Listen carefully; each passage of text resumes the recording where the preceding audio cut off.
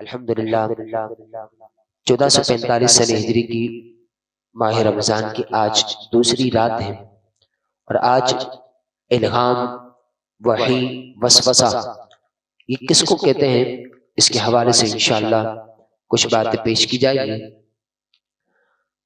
الہام، وحی، وسوسہ، اگر صرف ایک بات سمجھنے کے لیے، ذہن میں رکھنے کے لیے بات یاد رکھیں کہ دل میں آنے والی بات کو اس کا تعلق تینوں کے ساتھ ہے، الہام کا بھی، وحی کا بھی، وسوسے کا بھی، مگر ان تینوں کے اندر کچھ فرق ہے۔ امام غزالی رحمۃ اللہ تعالی علیہ ارشاد فرماتے ہیں کہ اللہ تبارک و تعالی نے انسان کے دل پر ایک فرشتہ مقرر فرمایا کہ جو اس کو بھلائی کا حکم دیتا ہے۔ اس فرشتے کو ملہم کہتے ہیں، اور وہ جو بات دل میں ڈالتا ہے اس کو الہام کہتے ہیں۔ ملا علی قاری رحمۃ اللہ تعالی علیہ فرماتے ہیں کہ نبی پاک صلی اللہ علیہ وآلہ وسلم کے قلب مبارک میں جو کلام آئے اس کو وحی کہا جاتا ہے۔ اسی طرح امام غزالی فرماتے ہیں کہ جو بات شیطان کی طرف سے دل میں آئے اس کو وسوسہ کہتے ہیں، یعنی سب کا تعلق کس سے ہے؟ دل سے۔ الہام، وحی، وسوسہ۔ الہام، اللہ تعالیٰ نے انسان کے دل پر ایک فرشتہ مقرر کیا ہے کہ جو انسان کے دل پر یہ بات ڈالتا ہے کہ بھلائی کر، نیکی کر، گناہ سے بچ۔ اور دوسرا وحی، نبی پاک علیہ الصلوۃ والسلام کے قلب مبارک پر جو کچھ کلام نازل ہو اس کو وحی کہتے ہیں، اور جو شیطان کی طرف سے بندے کے دل پر آتا ہے اس کو یہ وسوسہ کہا جاتا ہے۔ اب اس کو تھوڑا سا سمجھنا کہ وحی کہ اس کے علاوہ دو اور قسمیں نکلتی ہیں، اور ان میں سے ایک وحی وہ ہوتی ہے کہ جس کو قرآن پاک کہتے ہیں، اور دوسری بھی وحی ہوتی ہے اس کو حدیث پاک کہا جاتا ہے۔ تیسری جو چیز ہے وسوسہ، کہ جو شیطان بندے کے دل کے اندر بری بات ڈالتا ہے، اور آج اس معاملے کی وجہ سے کئی لوگ پریشان بھی ہیں، اور کئی لوگ بیچارے ذہنی ٹینشن کے اندر بھی مبتلا ہوئے ہیں۔ تو علماء دین ارشاد فرماتے ہیں کہ وسوسے کے معنی یہ ہے کہ دھیمی آواز، اور شریعت میں اس کی جو ڈیفینیشن بیان کی گئی وہ یہ ہے کہ برے خیالات اور بری سوچ کو وسوسہ کہتے ہیں۔ اب ہر ایک شخص کے دل کے اندر وسوسے آتے ہیں، کسی کو کم، کسی کو زیادہ۔ بعد اوقات کسی وقت کسی کو زیادہ آتے ہیں اور اسی وقت کسی کو کم آتے ہیں، اور بعد اوقات کسی وقت انسان کو کوئی بھی خیال نہیں آتا، کوئی وسوسہ نہیں آتا، اور بعد اوقات اسی وقت کے اندر دوسرے کو بہت زیادہ وسوسے آتے ہیں۔ تو یہ اور کبھی کم کبھی زیادہ یہ بھی سارا سلسلہ رہتا ہے۔ اب کئی لوگ اس وسوسے کو اپنے اوپر ذہن پر سوار کرتے ہیں، اور پھر اس وسوسے کو سوچتے رہتے ہیں، ٹینشن لیتے ہیں، پھر ٹینشن لے لے کے اس پر پریشان ہوتے ہیں، اور پھر شیطان ان پر مزید حملہ آور ہو کر ان کو مزید برائیوں کے اندر، گناہوں کے اندر گرفتار کر دیتا ہے۔ حالانکہ ہر شخص جانتا ہے کہ شیطان ہمارا دشمن ہے، اور اس دشمن کی چاہت یہی ہوتی ہے کہ کسی بھی طریقے سے اپنے دشمن کو نقصان پہنچاؤں، کبھی بھی اپنے دشمن کو فائدہ نہ پہنچاؤں۔ تو عقل مندی کا تقاضا یہ ہے کہ اس شیطانی وسوسے میں نہ آئے، اور اس کو ایک طرف کر کر اللہ تبارک و تعالی کی طرف رجوع کرنا چاہیے۔ قرآن مجید فرقان حمید کی سورہ مومنین کی آیت نمبر 97 اور 98 میں اللہ تعالیٰ نے اپنے پیارے حبیب صلی اللہ علیہ وآلہ وسلم سے ارشاد فرمایا، وَقُلْ رَبِّ أَعُوذُ بِكَ مِنْ هَمَزَاتِ الشَّيَاطِينِ وَأَعُوذُ بِكَ رَبِّ أَن يَحْضُرُونِ۔ اور تم عرض کرو کہ اے میرے رب تیری پناہ شیطان کے وسوسوں سے، اور اے میرے رب تیری پناہ کہ وہ میرے پاس آئے۔ نبی پاک علیہ الصلوۃ والسلام کو رب تعالیٰ نے ارشاد فرمایا، اور یقیناً نبی پاک علیہ الصلوۃ والسلام کو اللہ تبارک و تعالیٰ نے ان تمام برائیوں سے محفوظ فرمایا اور معصوم تھے، مگر یہ امت کی تعلیم کے لیے بڑی زبردست باتیں ارشاد فرمائی گئی۔ امام غزالی رحمۃ اللہ تعالی علیہ ارشاد فرماتے ہیں کہ اگرچہ اکثر علماء کرام کی رائے یہ ہے کہ فرشتہ انسان کو نیکیوں کی طرف بلاتا ہے، اور شیطان یہ صرف اور صرف برائیوں کی طرف بلاتا ہے، مگر امام غزالی رحمۃ اللہ تعالی فرماتے ہیں کہ ہمارے شیخ فرماتے ہیں کہ شیطان بسا اوقات یہ بڑی نیکی سے چھوٹی نیکی کی طرف بھی لے کر آتا ہے، اور بعض اوقات چھوٹی نیکی کی طرف لا کر وہ بڑے گناہ کے اندر گرفتار کر دیتا ہے۔ اس کی مثال امام غزالی رحمۃ اللہ تعالی نے خود پسندی کی دی۔ خود پسندی سے مراد یہ ہوتی ہے کہ انسان کوئی اچھا کام کرنے جا رہا ہے، اور جب وہ اچھا کام کر لیتا ہے تو اس کے دل میں آتا ہے یہ سب تو میں نے کیا ہے، یہ ساری اچھائیاں، یہ ساری خوبیاں، یہ ساری محنتیں میری طرف سے ہیں، اور پھر بالآخر شیطان اس کو لایا نیکی کی طرف، نماز کی طرف، فلاں فلاں چیز کی طرف، مگر اس کے ذریعے شیطان نے اس کو بہت بڑے گناہ خود پسندی کے اندر مبتلا کر دیا۔ تو انسان کو یہ سوچنا چاہیے کہ شیطان اس کو کبھی بھی اچھائی کا حکم دے ہی نہیں سکتا۔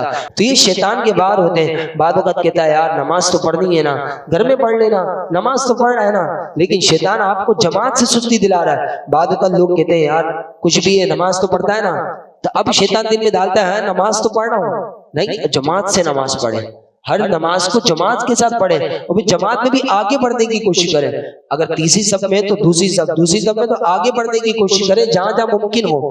بعد اوقات ایسا بھی ہوتا ہے کہ پیچھے آنا ہوتا ہے تو وہاں ایک بات الگ ہے، ورنہ ممکنہ طور پر اگر کوئی مجبوری نہ ہو تو پہلی صف پانے کی ممکنہ طور پر کوشش کرنی چاہیے۔ بہرحال امام غزالی رحمۃ اللہ تعالی نے حضرت سیدنا یحییٰ بن معاذ رازی رحمۃ اللہ تعالی کا یہ قول بیان کرتے ہوئے فرماتے ہیں شیطان فارغ ہے اور تو مشغول ہے، وہ تجھے دیکھتا ہے اور تو اسے نہیں دیکھتا، تو نے اسے بھلایا ہوا ہے مگر اس نے تجھے نہیں بھلایا، اور تیرے اندر بھی شیطان کے کئی یار و مددگار ہیں۔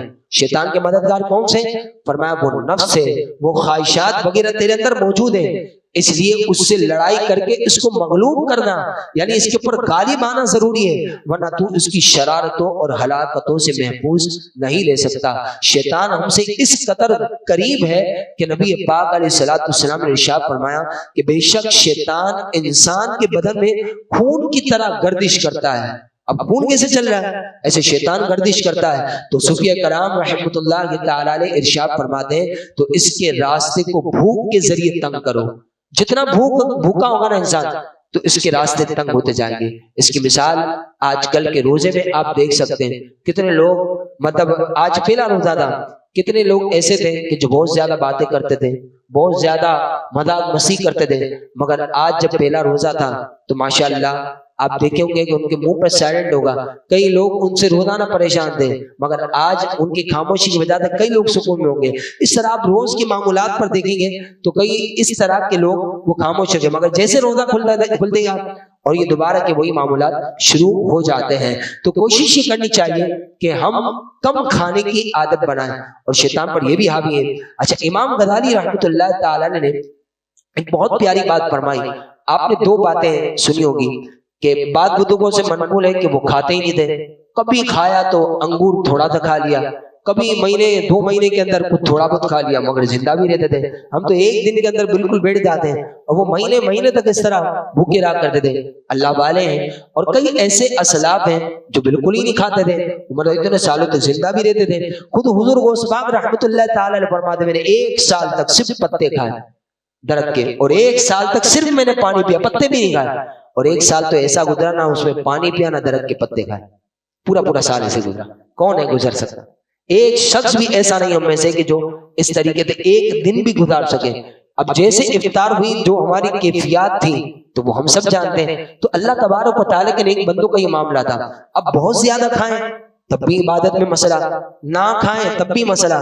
تو امام غزالی رحمۃ اللہ تعالی فرماتے کھائیں مگر اتنا کھائیں کہ جس کا آپ کا پیٹ ایک تو برداشت کر سکے، اور اس کے سبب سے نہ عبادت میں سستی آئے، اور اتنا کم نہ کھائیں کہ جس کی وجہ سے آپ کا دماغ بار بار پیٹ کی طرف آئے، ابھی نماز پڑھ کے جانا ہے کھانا ہے، ابھی نماز پڑھ کے جانا ہے کھانا ہے، یہ بھی نہ ہو اور اتنا بھی نہ کھا لیں کہ اب بس مجھ سے کھڑا نہیں جا رہا اور نماز کے اندر نیند آنا شروع ہو جائے۔ تو دونوں صورتوں میں اعتدال میانہ روی یہ ہے کہ کوشش کر کے اتنا کھائیں کہ آپ کو بھوک کا یوں احساس بھی نہ ہو کہ آپ کو پریشان کرے، اور اتنا بھی نہ کھا لیں کہ جس کے سبب سے آپ کو کھڑا رہنا مشکل ہو جائے۔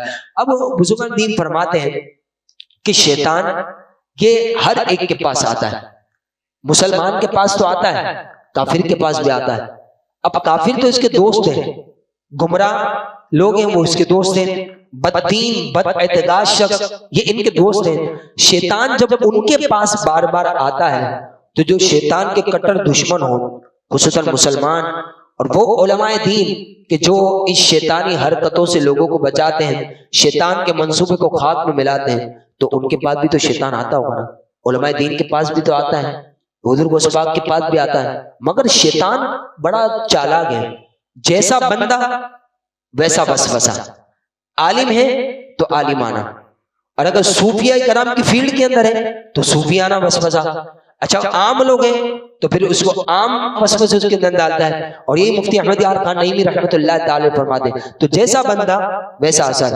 یہ بہت بڑی بات کہا کرتا تھا، اگر کسی کو بعد وقت نیند زیادہ آتی ہے نا تو شیطان کسی کو بھلائی سے روکے گا نا، نیند کے ذریعے روکے گا، علم دین سے روکے گا نیند کے ذریعے دے، یا تجھے نیند بہت آتی ہے، اگر تم نیند نہیں کرے گا تو پڑھتے پڑھتے سو جائے گا، اس سے بہتر ہے پہلے نیند کر، بہت ضروری ہے، بعد میں پڑھ لینا۔ اسی طرح کسی کو بھوک بہت زیادہ لگتی ہے تو شیطان بعد وقت بھوک کے ذریعے نماز سے، بعد وقت بھوک کے ذریعے کئی مرتبہ جماعت سے، اور بھوک کی وجہ سے کئی مرتبہ علم دین سے روک سکتا ہے۔ تو اس سے شیطان کی چالوں کو ہر ایک شخص کو سمجھنا چاہیے، یعنی جو سمجھے ہماری کمزوری ہے نا شیطان کو وہ پتا ہے، اور ہماری کمزوری ہمارے کو بھی پتا ہے، تو جب ہماری کمزوری ہمارے کو پتا ہے نا شیطان کو بھی پتا ہے، تو اب جب آپ کو پتا ہے نا کہ میری کمزوری یہ ہے، بس شیطان یہیں آ کر حملہ کرے گا اور آپ کو یہیں سے پکڑنے کی کوشش کرنی ہے، اور جتنا شیطان کو پکڑنے کی کوشش کریں گے نا انشاءاللہ اتنے ہی وسوسے ہمارے اندر کم سے کم تر ہو جائیں گے۔ اب کس وسوسے پر انسان کی پکڑ ہوتی ہے اور کس پر پکڑ نہیں ہوتی، اس حوالے سے شیخ عبدالحق محدث دہلوی رحمۃ اللہ تعالی نے بڑی پیاری باتیں ارشاد فرمائی، فرماتے جو برا خیال بے اختیار دل کے اندر آ جائے، بے اختیار سوچا نہیں، اس طرح توجہ نہیں کی، برا خیال آیا، بے اختیار آ گیا دل کے اندر، اور آیا اور پھر اچانک چلا بھی گیا، تو فرماتے اسے حاجز کہتے ہیں، یہ آنی فانی آیا اور گیا، نہ اس پر ہماری پکڑ ہے نہ پچھلی امتوں کی پکڑ دی۔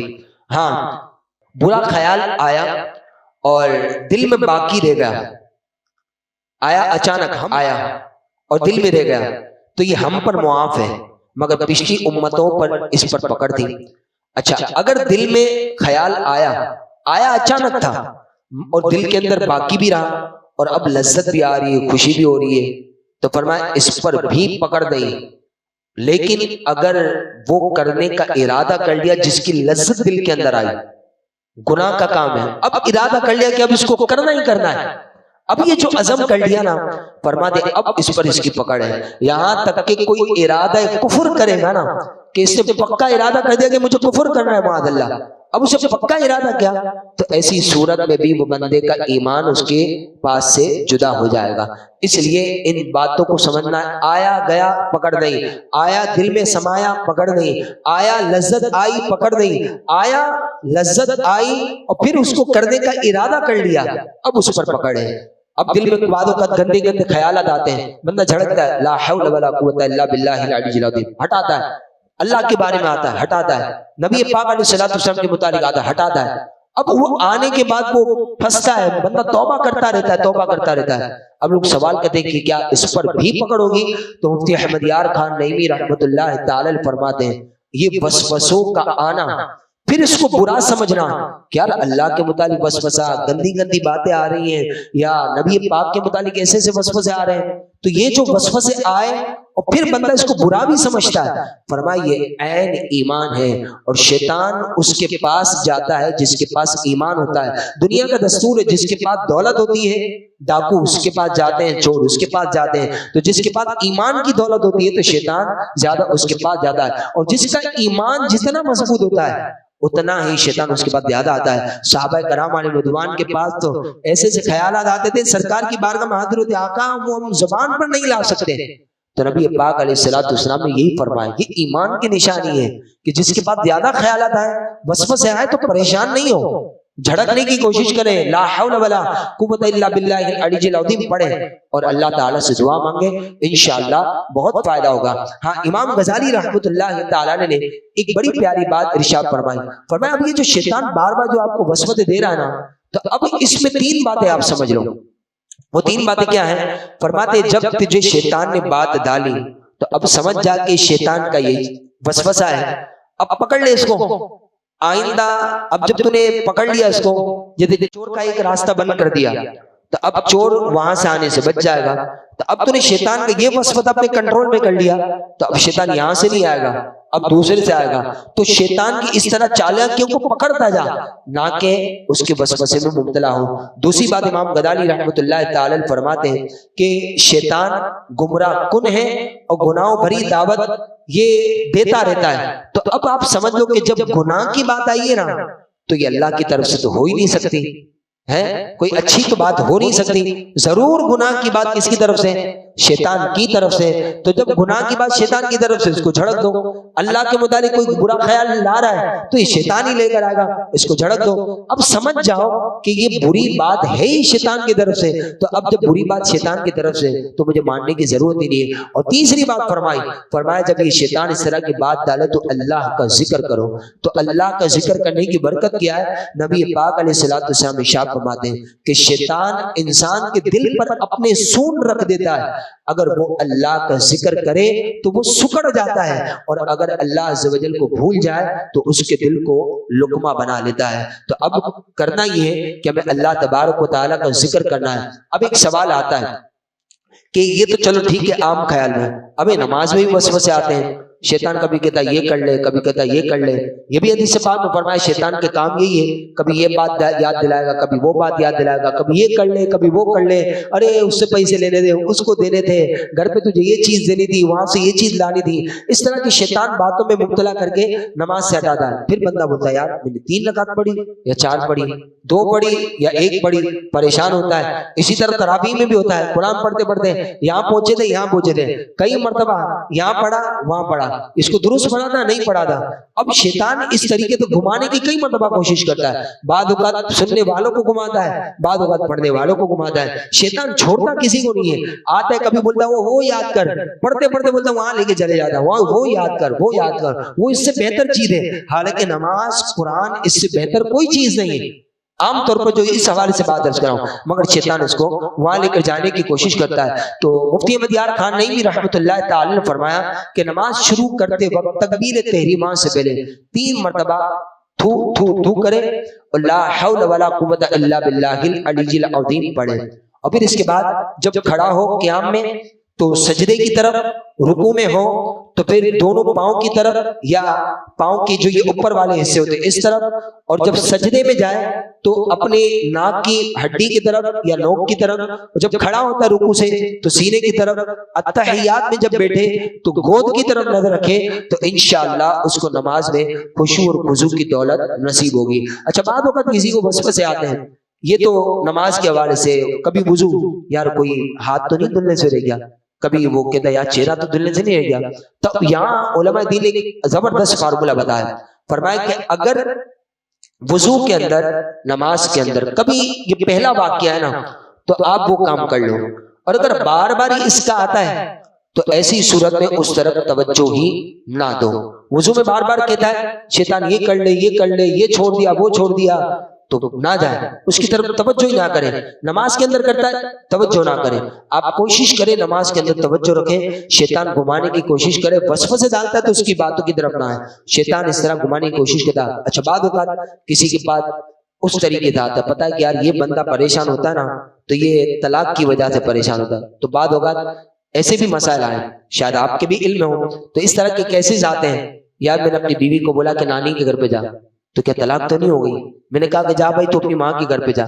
بعض صورتوں میں ہوتے ہیں یہ طلاق کے جملے، جا ماں کے گھر پہ جا، جا پر طلاق پڑ جاتی ہے، مگر یہ وسوسہ جو ہوتا ہے نا کہ یار میں نے اپنی بیوی کو کہا کہ جا بھائی تو ماں کے گھر پہ، تو طلاق تو نہیں ہو گئی؟ میں نے کہا کہ بھائی آ جا، تو کیا اس سے تو مسئلہ نہیں ہوتا؟ میں نے کہا کہ تو اپنے بچوں کو لے کے چلی جا، تو کیا اس سے تو طلاق نہیں ہو جاتی؟ تو شیطان اس طریقے سے وسوسے ڈالتا ہے۔ تو اعلیٰ حضرت امام سنت رحمۃ اللہ تعالی نے بڑا دلچسپ واقعہ بھی بیان فرمایا، فرماتے ہیں کہ حضرت امام ابو حازم اجلہ ائمہ تابعین میں سے ان کے پاس ایک شخص آیا اور آ کر شکایت کی کہ شیطان مجھے بہت وسوسے ڈالتا ہے، اور اس وقت زیادہ وسوسے کرتا ہے کہ جب زوجہ کا معاملہ ہوتا ہے نا تو یہ کہتا ہے کہ تو نے طلاق دے دی، تو نے طلاق دے دی. تو یہ چیز مجھے بڑی پریشان کرتی ہے. بابا شیطان کہتا ہے تو نے طلاق دے دی، کوئی جملہ کہو تو نے طلاق دی. تو بزرگ رحمۃ اللہ تعالی علیہ فرماتے ہیں کہ تو نے میرے پاس آ کر میرے سامنے اپنی عورت کو طلاق نہیں دی. ابھی سوال کیا کہ کیا تو نے میرے سامنے آ کر اپنی بیوی کو طلاق نہیں دی؟ تو اس نے کہا خدا کی قسم میں نے طلاق نہیں دی. تو آپ نے فرمایا کہ جب تو نے میرے پاس آ کر کہا نا کہ خدا کی قسم طلاق نہیں دی، ایسے ہی تو شیطان کو بھی کہتے کہ خدا کی قسم میں نے طلاق نہیں دی. تو جب تو شیطان کو یہ جملہ کہے گا تو شیطانی کا وسوسہ یہ ختم ہو جائے گا. بزرگان دین فرماتے ہیں کہ مزید ایسے عمل ہیں کہ جس کو کرنے کی برکت سے شیطان کے وسوسوں سے بندہ بچ سکتا ہے. وہ یہ کہ اللہ تبارک و تعالی سے مدد طلب کرے، مولا تو میری مدد فرما اور شیطان کے وار سے مجھے محفوظ فرما. اسی طرح جب کبھی یہ شیطان وسوسہ ڈالے تو اعوذ باللہ من الشیطان الرجیم پڑھے، لا حول ولا قوت الا باللہ العلی العظیم پڑھے. اسی طرح جب کبھی وسوسہ آئے تو سورۃ الناس کی تلاوت کر لیں. اسی طرح آمنت باللہ ورسولہ یہ پڑھ لیں. تو اسی طرح هو الاول والآخر والظاہر والباطن وهو بكل شیء علیم یہ پڑھ لے تو بندے کا اسی وقت وسوسہ ختم ہو جائے گا. تو انشاءاللہ یہ کچھ عمل ہے، اگر اس پر بندہ عمل کر لے تو اللہ تبارک و تعالی کی رحمت سے شیطانی وسوسوں سے نجات ملے گی. اگر یہ چند باتیں اگر آپ نے یاد کی اور اس کو ذہن میں محفوظ رکھنے کی کوشش کر لی نا، انشاءاللہ بہت ساری باتوں سے بچیں گے.